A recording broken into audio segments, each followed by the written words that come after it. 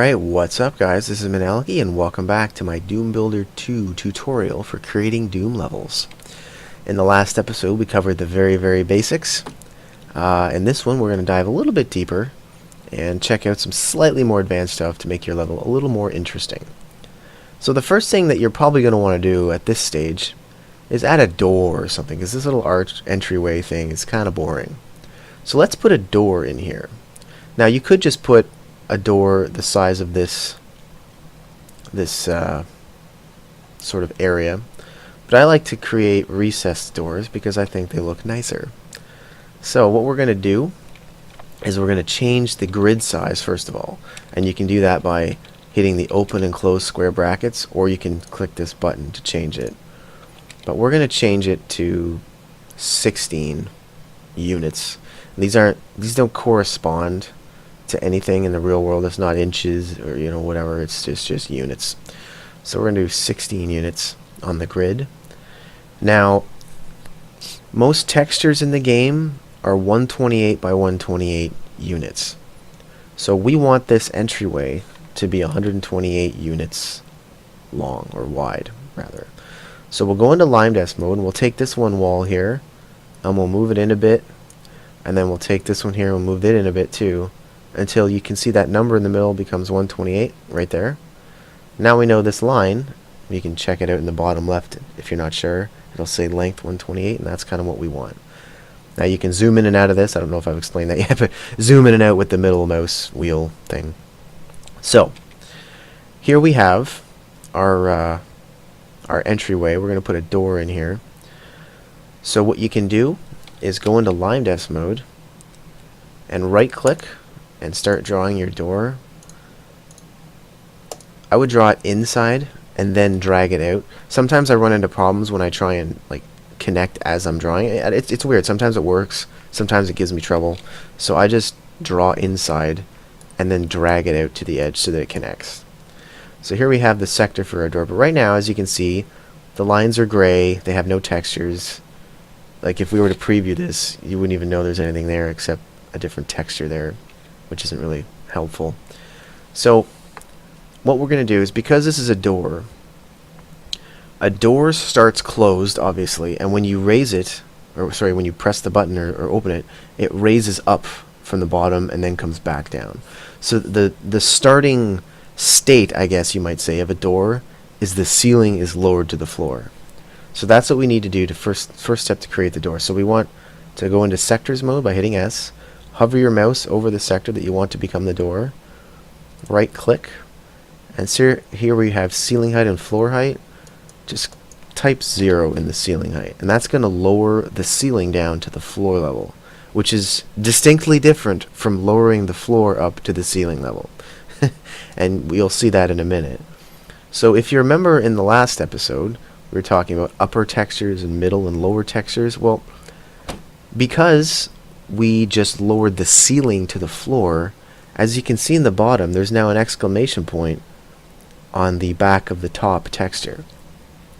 That's because we've lowered the ceiling down, but we never specified an upper texture, and when you lower the ceiling down, it's the upper texture that it wants. Had we raised the floor up, that would have been the texture that's below the floor, which is the lower texture. So it's looking for textures here. Now we didn't flip these line defs yet, so as you can see, it wants the back of the top. Normally, in a lot of cases, it wouldn't really matter back of the top or back of or front of the top if it's facing the other way, same thing. But in this case, we do want to flip them because you always interact with the front of a side def, whichever way it's facing. And right now, it's facing the wrong way. So we can hover over these line defs and hit the F key to flip them. So now that they're pointing inwards, now it wants the top of the front, which is in a way fundamentally the same, but it helps us because we need to interact with the front of the door. So it wants a texture. So let's highlight these two lines, right click, and give it a door texture. So we're in a brownish room. Let's give it a brownish door, big door 4. And if we hit W to check it out, that's what our door looks like. The next thing we need to do to turn this into an actual door is to give it some flags. We need to say when we want to press on these buttons, or this line, we want something to happen. So what you can do is, again, highlight these two lines because you want to be able to manipulate it from both sides. Right click, and here under the actions box, this is where we're going to tell Doom Builder that we want to make something interesting happen with these lines. So you click this little actions button here, and then go to door and expand this list.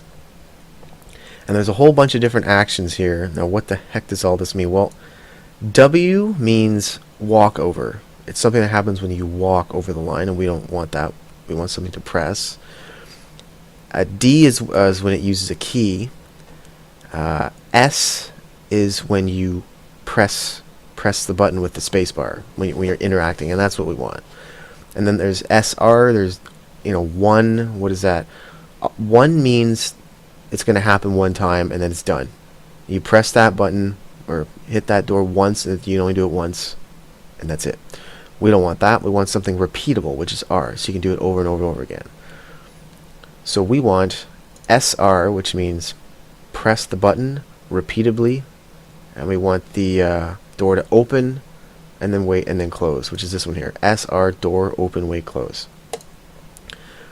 So once we've done that, you'll see that once we deselect everything, you can see that the lines have turned green. That will indicate that that's now a door, basically.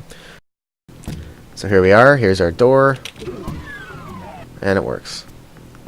Now, you can see the texture's acting a bit funny here. That's because there's this thing called pegging, and we'll get into that in a minute. But we don't want that.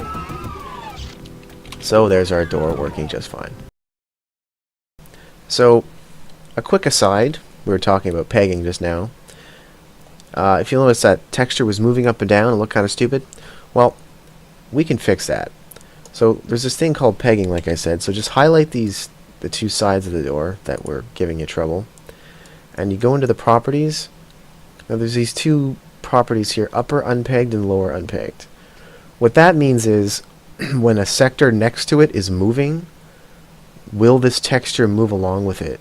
And if so, does it stick to the top or does it stick to the bottom? Right now, it's sticking to the top because when the top moves, because the door is the ceiling dropped down to the floor, right? So it's like the ceiling is moving. So do we stick this texture to the ceiling? If we do that, it's going to continue to move up and down because right now it basically is stuck to the ceiling. But if we click lower unpeg, it's going to stick to the floor, and the floor doesn't move. So when we click lower unpegged, it's going to prevent that texture from moving. And as long as we're editing these two line discs, let's give them a better texture for this particular function. And there is a perfect texture for that, which is door track. You can't really see it here, but I'll show you in game. It looks like a door track, basically. So now we have that set up. So the next thing we might want to do is let's create a lift, because lifts are fun. So the way you do that, it works very much like a door. So you go into line desk mode, you create your little box. Let's make it a little bigger, maybe 64 by 128. And you can drag it over here. Let's put a lift over here, because why not? The lift works like a door, but it's kind of the opposite. A door is the ceiling dropped to the floor that you raise when you press it, and then it comes back down. A lift is the exact opposite. A lift is the floor raised to the ceiling, and then you drop it down when you press it. To that end, we need to raise this floor up, but of course we also need to raise the ceiling as well, so we have somewhere to be. So what we're going to do is we're going to double the ceiling height. So 128 becomes 256. And the floor height, we need to raise it up to 128. That's the starting position of the lift. So once we do that and we go into our editing mode, you can see something's happened here, but we need a texture, obviously. So let's highlight that, and we can of course do this from either mode. We can do it from the other editing mode, or we can do it in here. So as you can see, it wants a texture on the lower of the front, which makes sense because it's the floor raised up, so that's the lower texture. And on the back, it wants the top texture, because when we're standing in the lift up there, there's going to be this wall now it's created because we've raised the ceiling. So it's going to be the back wall up in there. So for the front of the thing, we want a lift texture, obviously. So there's one in here that looks just like a lift. And yeah, where did it go? Here it is, plat 1. That's what we want. And on the back, we just want the same old, let's do bricks. That's going to be the texture we're going to look at once we're up in our lift. And you'll notice the texture is off. When you're in this 3D mode, you can align textures by hovering over and pointing at it and hitting the arrow keys to move it up and down, left and right, all you want, just so your textures line up and look nice. And so that's good right there. So we'll get out of this mode. Now right now, all we have is floor raised up, ceiling raised up. No real end result here. Same basic difference. So what we're going to do is return this into lift. And the way this works, same way the door works, you want to highlight this line depth that you're going to interact with, which is you want to walk up the lift and press it. So it's this line right here. So then you right click on it and you go to actions again with the actions. Then you go down to lift. So what we want is, again, a repeatable switch. Lift, lower, wait, raise. That's what we want. We want it to lower, wait a second, and then raise. We could do the whole thing fast, but meh. We don't need it fast, do we? So we'll just go with that. Now, the other thing you can do here is you want to set a new tag. This links this button here, or this line def, what it's doing, it'll link it to a sector. So click new sector tag, new tag here. It's going to give it the first unused sector tag, which right now is 1 because we haven't defined any yet. So you go OK. And then we want to link this lift here to sector 1. So type 1 in here. And now, whenever you highlight your mouse over this line, it's also going to highlight the lift in yellow. That means that this line def will interact with this sector because we've given it the same tag. So that should work now. So let's give it a tap. All right, here we are in the level. There's our lift, and it works. We can go back up in here, and there's that texture we put on the back. Now, unfortunately, we haven't put any buttons up here, so we are quite stuck. But we can certainly fix that in a second. So to fix this rather goofy problem of no way to get out of that lift, we can just create a texture. This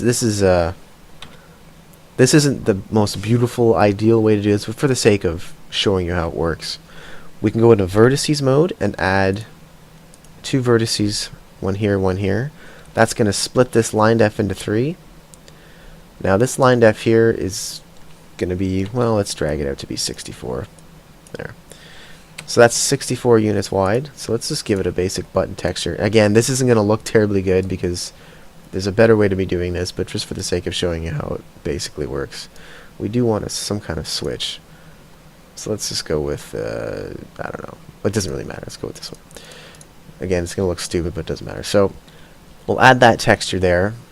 And again, we'll use the exact same properties that we did with this one. So we want, when we interact with this, we want lift, lower weight raise on SR, because it's repeatable.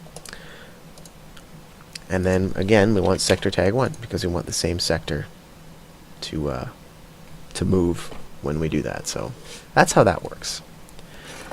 Now the next thing you might want to consider doing is something interesting like a platform, and maybe there's a weapon or a power-up or a key or something on a platform that you want to press a button and raise it or lower it or whatever. So we'll do that. We'll do a lowering platform.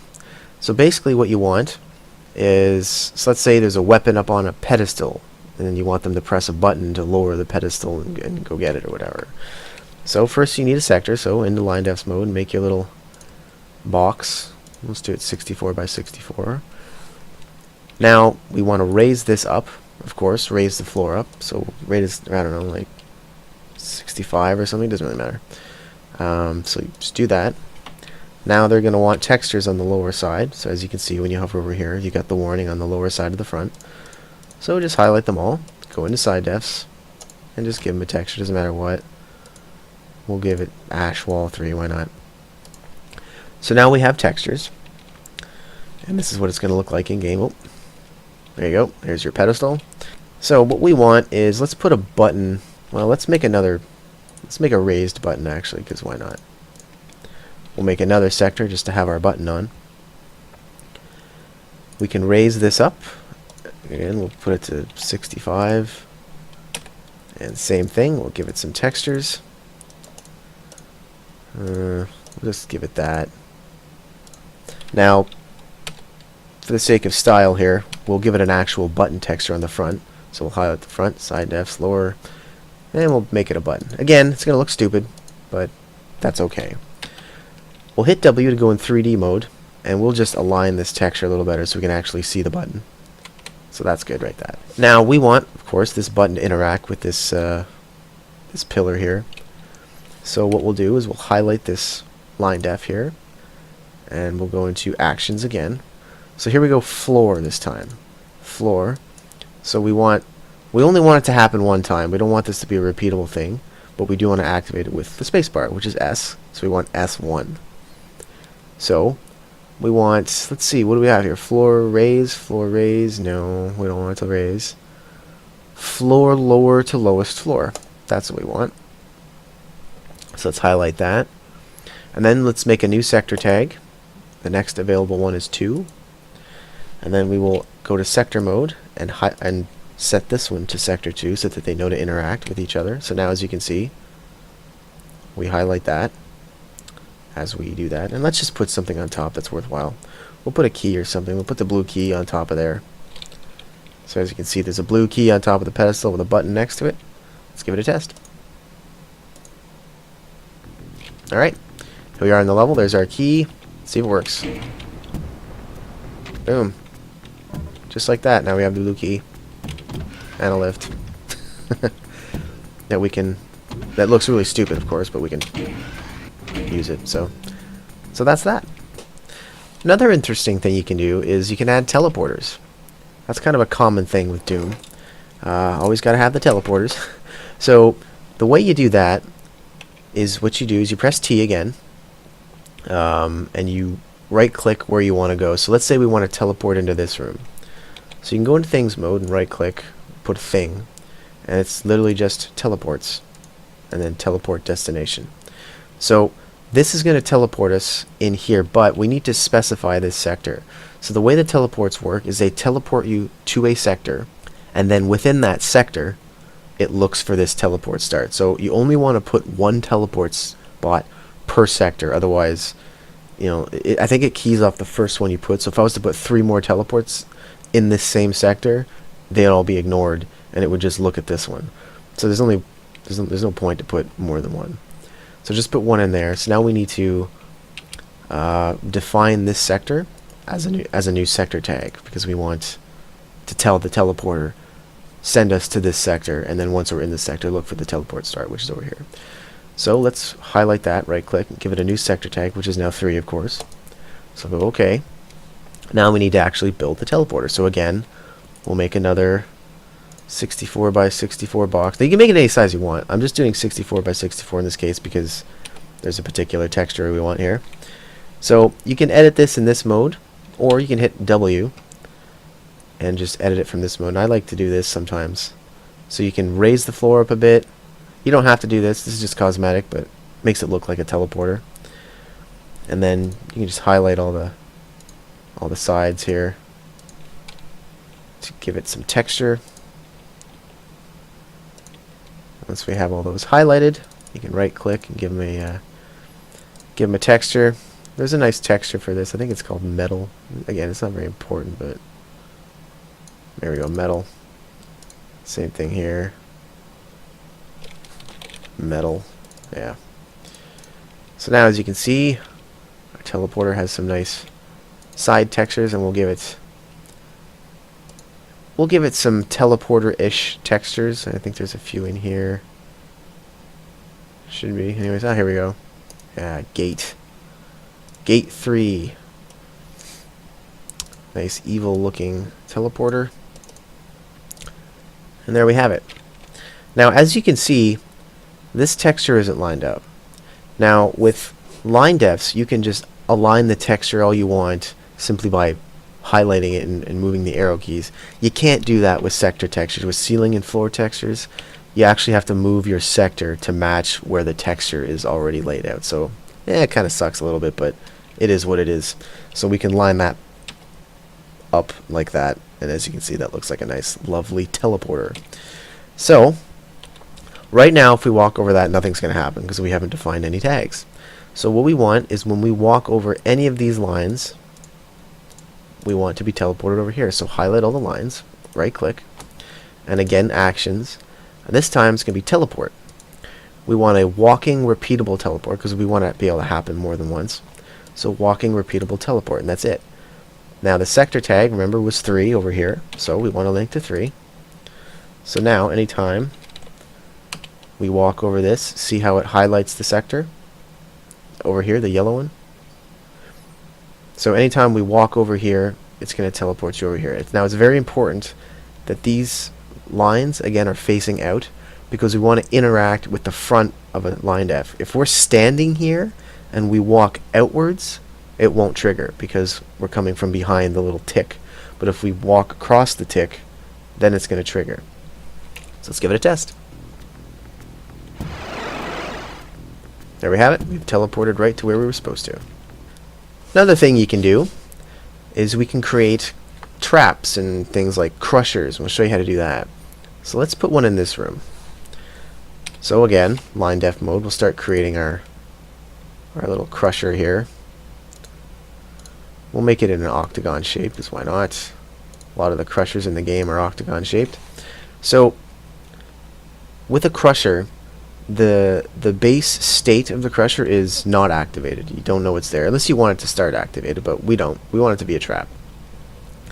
So for the textures, we need to set the upper texture because it's the ceiling coming down.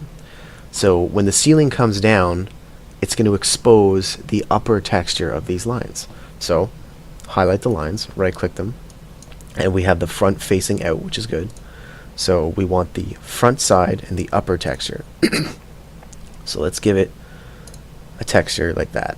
Big brick. Now make it brown, because we're brown. This is a brown level, so we'll make it brown. So we go top texture on all those. Now, what we want is when the player unsuspectingly walks over here, this crusher is going to come down. So now that we have this set, the textures, again, highlight the lines, right click, again, actions, and this time, go to crusher. That's simple. So we want it to happen once. As soon as he walks over, we want it to start coming down perpetually. So walk 1, crushers start with fast damage, crushers start with slow damage, crusher stop. Let's do slow damage, will be nice. And that's basically it. So now you can see the lines are green, and we'll give that a test. Now as you can see, we cross the line and we have our crusher, which will proceed to crush us. Ow. So moving right along, another thing you might want to consider is things like acid pits or lava pits or whatever. So what we can do to create one of those is, again, highlight a sector, just make a new one in here. Now let's make a little pool of slime. So what we can do is highlight this sector, and what we'll do is we're going to lower the floor down a little bit to create the pool. So you right click on there. Now let's lower the floor down by -24. And the reason is I have a particular texture in mind I want to use for the sides, but we can go -24 there. Now the floor texture, let's change that to make it look like an actual slime pit. There's one called nukage. That's what they call their slime. It's nukage. Now, under the special effects of this sector, we're going to change this to damage. Let's do that. Damage -5 or 10% health. So that means whenever we're standing here, we're going to take 5 to 10% health damage per second, I believe it is. So hit OK. So now you can see it's changed the texture there. Now, of course, for something like this, it doesn't matter which way your lines are facing because we're not really interacting with them. But in this case, they're facing outwards. So now that we've lowered the floor down, as you can see, it needs textures here, which is the lower part of the back because it's facing this way. So it's the back of the line, and it's the lower texture. So we'll just give it a texture here. We'll highlight them all, then right click. And I do have a particular texture in mind for this one here, Nuke 24, because it just happens to line up nicely, as you can see, and it just looks like an acid pool. So once you've set that up and you've got your sector flag, which is damage, it should damage the player. Let's test it. Alright, here we have our acid pool. And as you can see, it sucks to stand in. So, another little technique you can use is you can make an outside area if you want. You can go outside in Doom, of course. And to do that, there's a very special texture you use. So let's create an outside area. So we'll go into line depths mode, and we'll make a whole new room. It's going to be a nice big room here. Okay. Actually, let's make it bigger. Let's make it bigger than the inside room, because the outside courtyard should be bigger. So we've got that nice big room. And again, you can just connect it to the edge. Never ever do that. Don't overlap. Always connect it to the edge. So now we have our extra room here. So to create the effect of outside is very simple. You simply go to your sector, you right click, and on the ceiling texture, there's a special texture called F-Sky. And here it is, F_Sky1. And what that texture does is it tells the game engine basically not to draw the ceiling, to just expose everything behind. Just take away the ceiling and expose the skybox behind. So basically that's what that looks like. Then when you go into editing mode into 3D, it just looks like an ugly ass texture, but when you actually test it, it looks like a sky. I'll show you that. So we're just heading outside, and there you go. We are now outside. At least we can certainly clean this up, because right now it looks a little bit goofy, but we'll show you that. Alright, so let's clean this sky thing up a little bit, and to do that, we're going to simply raise this ceiling height up a little bit, because right now it looks kind of stupid. So we'll double the ceiling height here, which is going to necessitate a new texture here, because we've raised this up, so now we need a wall texture here. So let's just give it the usual star tan or whatever. And so that's going to help that.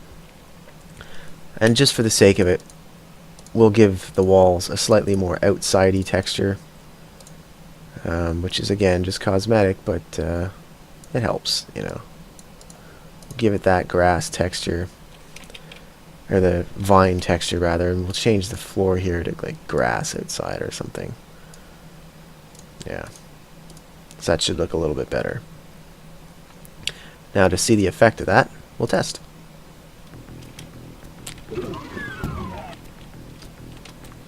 So as you can see, we now have an outside area.